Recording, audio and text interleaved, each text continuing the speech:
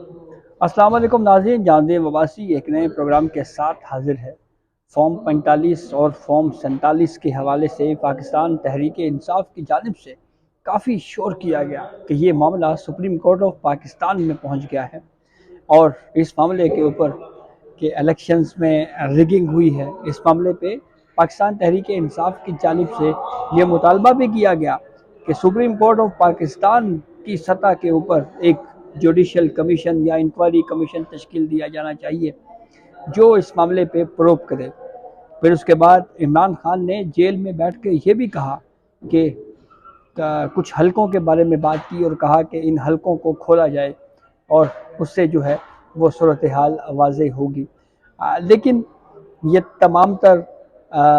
जो हम कहें कि ख्याली पुलाव या पाकिस्तान तहरीक इंसाफ या सुन्नी इत्तेहाद कौंसिल, जो अब पाकिस्तान तहरीक इंसाफ के उम्मीदवारान कामयाब उम्मीदवारान अब सुन्नी इत्तेहाद कौंसिल में जम हो चुके हैं, उनकी जानिब से जो मुतालबात थे या जो मुतालबे किए जाते रहे या ख्वाहिशात थी वो धड़ी की धड़ी रह गई हैं। और सुप्रीम कोर्ट ऑफ पाकिस्तान की जानिब से आज एक केस में बिल्कुल वाज़े किया गया है और ये पहले भी एक केस में सुप्रीम कोर्ट की जानिब से ये ऑब्जर्वेशन दी जा चुकी है कि अगर किसी को इलेक्शन के किसी हलके में अगर कोई मसला है तो उसके लिए मुतलका फोरम्स मौजूद हैं, यानी इंतखाबी ट्रिब्यूनल है और फिर इंतखाबी ट्रिब्यूनल के फैसले के खिलाफ अपील जो है वो सुप्रीम कोर्ट ऑफ पाकिस्तान में आएगी। आज एक हलके में सुप्रीम कोर्ट ने री इलेक्शन का ऑर्डर दिया है और वो री इलेक्शन का ऑर्डर क्यों दिया, इसकी क्या रीजनिंग है, इसकी थोड़ी सी डिटेल आपसे शेयर करते हैं। बलूचिस्तान की सूबाई नशिस्त है PB-50 किला अब्दुल्ला। यहाँ पे इंतखाबात हुए और इन इंतखाबात के जो नताइज सामने आए, उन नताइज के तहत जो है वो ANP के उम्मीदवार जो हैं जमर खान, उन्होंने 44,713 वोट्स लिए और वो कामयाब हुए। उनके मुखालिफ उम्मीदवार थे JUI फे के मोहम्मद नवाज खरकाकर, उन्होंने 43,445 वोट लिए, तकरीबन 1,000 वोट्स का फ़र्क था। जबकि तीसरे नंबर पे जो उम्मीदवार आए वो PK मैप के उम्मीदवार थे मीर वाइज खान अचकजई, जिन्होंने 34,604 वोट्स लिए।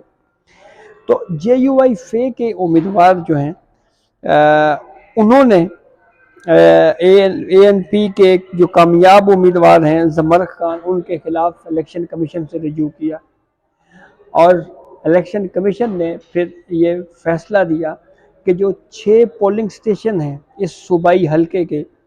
यहाँ का जो टर्न आउट है ये अननेचुरल है, यानी गैर मामूली तौर के ऊपर यहाँ पर वोट डले हैं।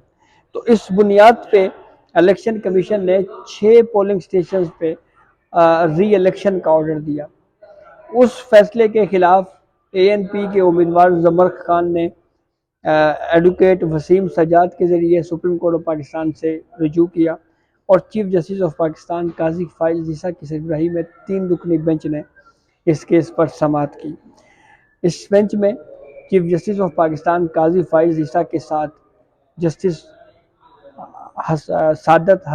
इरफान और नईम अख्तर अफगान भी शामिल थे। इस 3 रुकनी बेंच ने जब केस पर बाकायदा तौर के ऊपर समाअत का आगाज़ किया तो एडवोकेट वसीम सजाद, जो ANP के उम्मीदवार जमर खान की नुमाइंदगी कर रहे थे, उन्होंने सुप्रीम कोर्ट ऑफ पाकिस्तान को बताया कि मैं जीता हुआ हूँ, यानी मेरे मौक्किल जिनको मैं रिप्रेजेंट कर रहा हूँ सुप्रीम कोर्ट में, वो जीते हुए हैं। और इसके अलावा अब नोटिफिकेशन भी हो चुका है इलेक्शन कमीशन का और इसके अलावा अब हल्फ भी जो है वो, लेकिन हल्फ लेने से जो है वो मामला हो रहा था, लेकिन इलेक्शन कमीशन की जानिब से इसके ऊपर एक ऑर्डर जारी कर दिया गया। तो इस पर फिर JUI फे के उम्मीदवार के वकील एडवोकेट कामरान मुर्तज़ा पेश हुए और उन्होंने आर्गूमेंट्स करते हुए ये कहा कि कुछ हलके ऐसे भी हैं जहाँ पे जो है वो, जैसे जो 6 हलके हैं जहाँ पे बताया गया कि ANP के उम्मीदवार जीते हैं, तो यहाँ पे जो अननेचुरल टर्नआउट आया है, इस बुनियाद के ऊपर जो है वो इलेक्शन कमीशन ने इन 6 पोलिंग स्टेशन में दोबारा इलेक्शन का कहा है। तो सुप्रीम कोर्ट ने फिर तमाम फ्रीकैन से पूछा, पहले इलेक्शन कमीशन से पूछा कि अगर आप इत्तेफाक करते हैं, एग्री करते हैं, तो हम री इलेक्शन का ऑर्डर दे देते हैं। इलेक्शन कमीशन ने इस तजवीज़ से इत्तेफाक किया। ANP के वकील वसीम सजाद साहब ने इत्तेफाक किया, JUIFA के वकील कामरान मुस्तफा साहब ने इत्तेफाक किया, और PK मैप के वकील जो थे उनकी जानिब से भी सुप्रीम कोर्ट में ये कंसेंट दिया गया। तो फिर इत्तेफाक राय के साथ सुप्रीम कोर्ट ने ये फैसला दिया है कि PB-50 बलूचिस्तान में दोबारा इलेक्शन हो। और इस केस में अहम ऑब्जर्वेशन दी chief justice of Pakistan Qazi Faiz Hasan ने। Chief justice of Pakistan Qazi Faiz Hasan ने कहा कि अदालत को इतनी बारीकियों में ना लेके जाएं, अदालत बैठकर 400 इलेक्शंस के केसेस नहीं सुन सकती, और अगर किसी को कोई उज़र है तो वो ट्रिब्यूनल में जाए और वहाँ पे जाके अपना केस जो है वो लड़े। और हम अब जो है अगर फ्रीकैन रजामंद हों तो हम इस मामले पे री इलेक्शन का ऑर्डर जो है वो कर देते हैं। और यूँ सुप्रीम कोर्ट ने तमाम फ्रीकैन की रजामंदी से ये ऑर्डर दिया है, और री इलेक्शन का यानी दोबारा इंतखाबात PB-50 बलूचिस्तान किला अब्दुल्ला में इनेकाद का हुक्म दिया। सुप्रीम कोर्ट ने इलेक्शन कमीशन को कहा है कि वो कानून के मुताबिक इंतखाबी शेड्यूल जारी करके यहाँ पे इलेक्शन जो है वो दोबारा करवाए। ये केस अहम है। अहम इसलिए है कि सुप्रीम कोर्ट ऑफ पाकिस्तान ने ये कहा है कि अगर तमाम फ्रीकैन एग्री हों तो फिर उस बुनियाद के ऊपर जो है वो हल्के में इलेक्शन दोबारा हो सकता है। तो इस पे इसके बाद ये जो बातें की जा रही थी कि ये जुडिशल कमीशन बनाया जाए, या जो धांधली के हवाले से बात हो रही थी कि ये हल्के खोले जाएं, ये हल्के खोले जाएं, तो इस हवाले से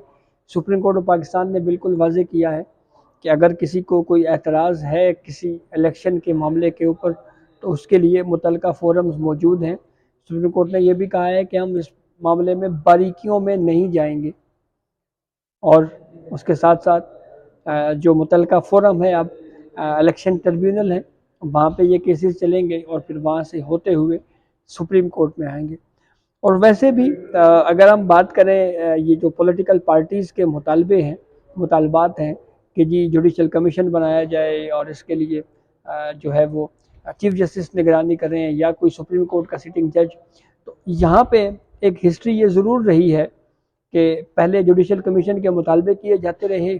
लेकिन फिर जब जुडिशल कमीशन बनाए जाते रहे और उनका आउटकम सामने आया, उनकी रिपोर्ट सामने आई,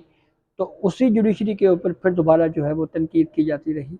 ये किसी एक पॉलिटिकल पार्टी की बात नहीं है, सिर्फ PTI की बात नहीं की जा सकती, ये हर पॉलिटिकल पार्टी ने हर दौर में ये किया और इसके ऊपर तनकीद जो है वो होती रही है। तो इसीलिए जुडिशरी जो है वो अपना काम कर रही है,